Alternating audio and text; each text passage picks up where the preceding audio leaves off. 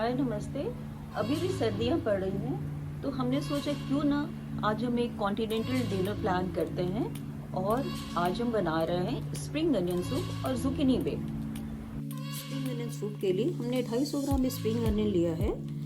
ये जो कि 3 से 4 कप के लिए सफिशिएंट है। और हमें 3 से 4 लहसुन की कलियाँ चाहिए। 1 टेबलस्पून हमें बटर चाहिए। 1 टेबलस्पून हमें ऑलिव ऑयल चाहिए। ये सॉल्ट एंड पेपर है और ये हमने थोड़ा दूध लिया हुआ है। इसका मेज़रमेंट है 1 कप सूप के लिए 1/4 कप ऑफ दूध चाहिए। उस हिसाब से आपको जितना कप बनाना हो आप दूध ले लें। अब हम इसके लिए स्टॉक बनाएंगे। तो स्टॉक कैसे बनाते हैं ये हम दिखाते हैं। ये वेजिटेबल स्टॉक बनाने के लिए हमने कुछ सब्जियों के टुकड़े लिए हैं। ये जैसे गाजर है। गाजर हम जब सब्जियों के लिए काटते हैं या सैलेड के लिए काटते हैं तो उसका आगे का भाग पीछे का भाग हम काट के फेंक देते हैं। तो वो फेंका ना करें, हम इसे स्टॉक बनाने के लिए लेंगे।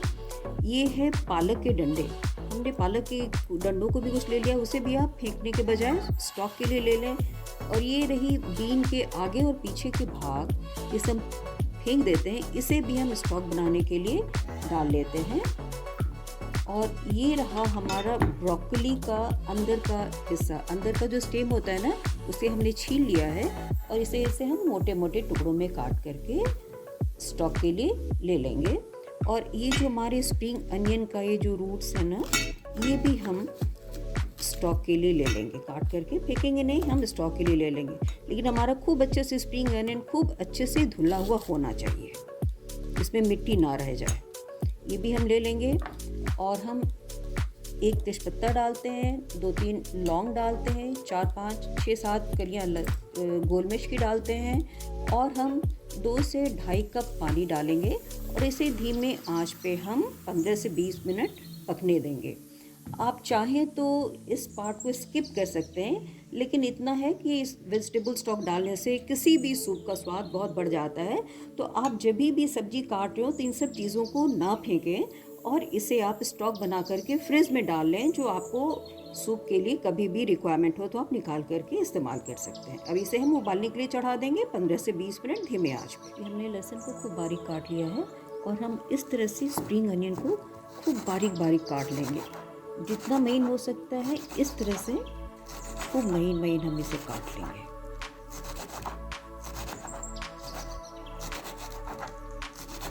ये थोड़ा स्लिप करता है, इसलिए थोड़ा हाथ बचा करके करिएगा। जब तक हमारा स्टॉक तैयार हो रहा है सूप के लिए, तब तक हमने सोचा कि हम जुकनी बेक करने के लिए चढ़ा देते हैं। तो इसके लिए हमें चाहिए, हमने एक जुकनी ली है, मीडियम साइज़ की है, जो लगभग 350 ग्राम है।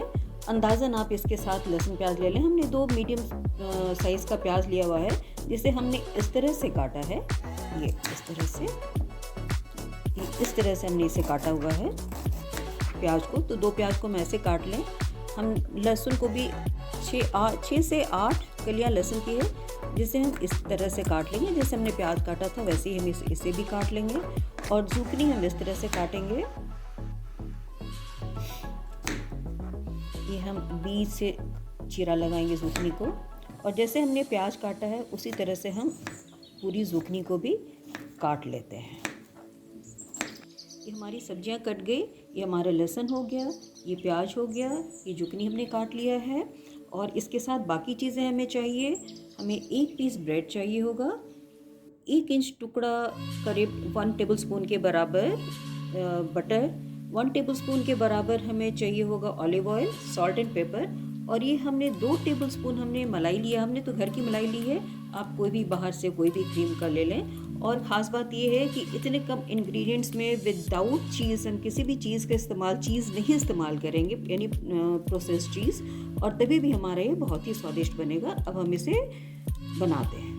हम जुकीनी बनाना शुरू करते हैं। इसके लिए हम अपना बटर डाल देंगे, साथ ही साथ ऑलिव ऑयल भी डाल देंगे, जिससे कि हमारा बटर जले नहीं। और हम सबसे पहले लहसुन डालेंगे। इसे हम सौते करेंगे 1 मिनट के लिए।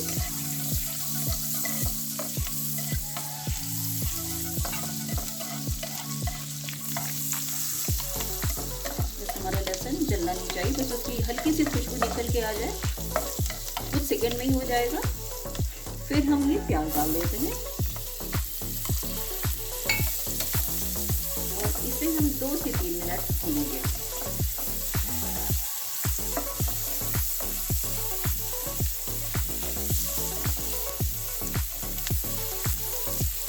अब 2-3 मिनट में हमारा प्याज थोड़ा गुलाबी रंग हो गया है, थोड़ा ट्रांसपेरेंट हो गया है। थोड़ा सा प्याज, आधे प्याज लगभग हम इसे पहले निकाल लेते हैं। ऊपर से हम इसे गार्निशिंग करेंगे।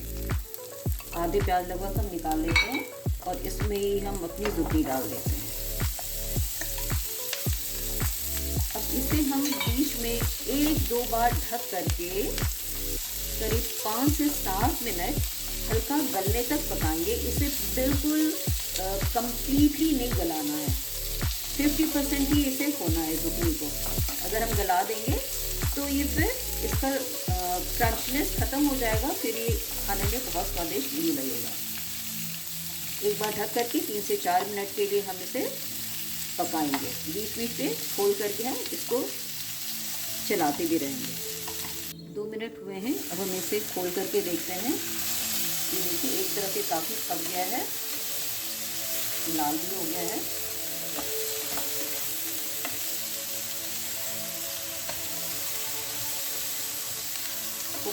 अच्छे से हम इसे पलट देंगे और फिर ढक करके हम मीडियम आंच पे, ना बहुत धीमी आंच पे जुकनी बिल्कुल गल जाएगा और पूरा तेज आंच पे जुकनी जल जाएगा।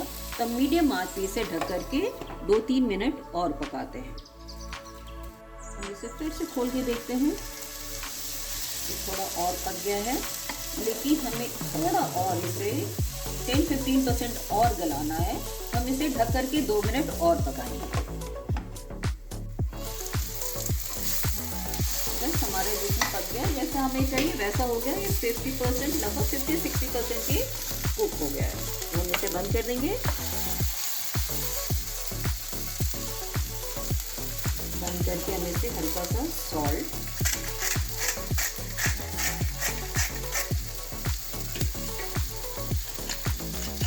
पेपर डालते हैं। हमने पहले सॉल्ट नहीं डाला था क्योंकि वो जुकनी को बिल्कुल ही गला देता।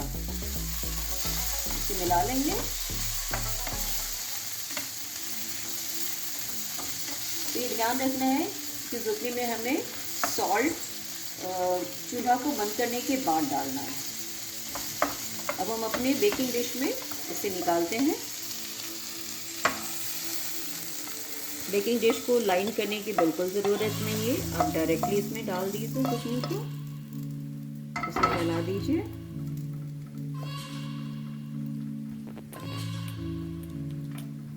इसके ऊपर हम ये प्याज, जो हमने प्याज लहसुन थोड़ा सा निकाल लिया था ना, ये हम डाल देंगे।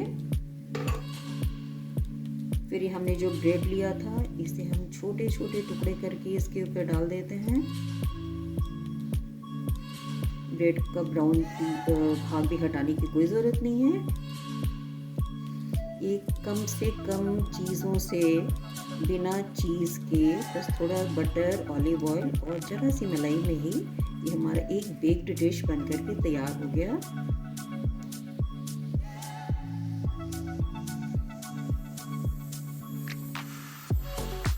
इस तरह से बस हम इसे फिनिश करेंगे। थोड़ी सी क्रीम इसके ऊपर हम डाल देंगे। आप चाहें तो 2 टेबलस्पून नहीं डाल करके आप कम भी डाल सकती हैं।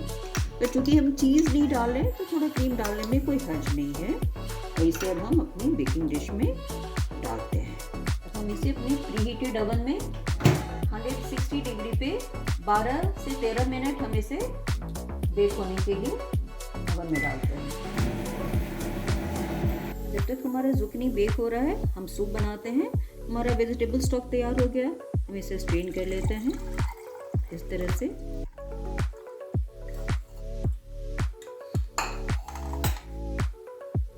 हम बटर डालते हैं, थोड़ा ऑलिव ऑयल,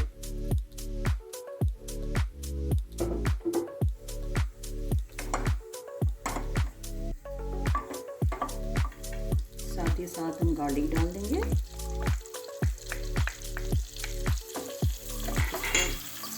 कुछ सेकंड के लिए सौते करेंगे गार्लिक को।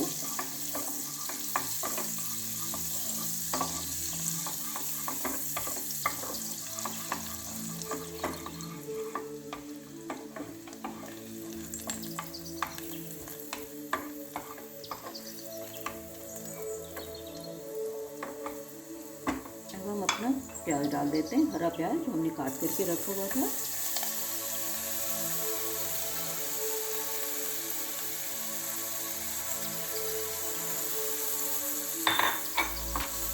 सेम प्रोसीजर से आप अनियन सूप भी बना सकते हैं। जब स्प्रिंग अनियन का सीज़न ना हो, बस फर्क इतना ही है, उसको आप प्याज को रेगुलर अनियन को आप रिंग साइज़ में काटिएगा, पतले पतले लंबे नहीं, रिंग साइज़ में काटिएगा, वो अनियन सूप होगा। और ध्यान दें, अनियन सूप और फ्रेंच अनियन सूप दोनों में बहुत फ़र्क है। और जब सीज़न में स्प्रिंग अनियन का, तो आप ये स्प्रिंग अनियन सूप बनाइए, ये बहुत स्वादिष्ट होता है। इसको हम करीब धीमे आंच पे 5 से 7 मिनट भूनेंगे।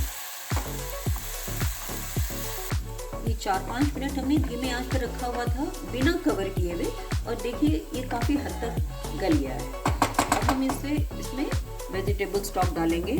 अगर हमने आपको बताया कि आप वेजिटेबल स्टॉक वाला पार्ट को स्किप भी कर सकती हैं, अगर बनाना मुश्किल है, उतना टाइम नहीं है, तो आप सीधे पानी डाल दीजिए। वेजिटेबल स्टॉक डाला, अब हमें थोड़ा और पानी चाहिए होगा क्योंकि हमारा स्टॉक उतना ज़्यादा नहीं था, हमने थोड़ा पानी लिया। अब हम इसमें सॉल्ट एंड पेपर डालेंगे।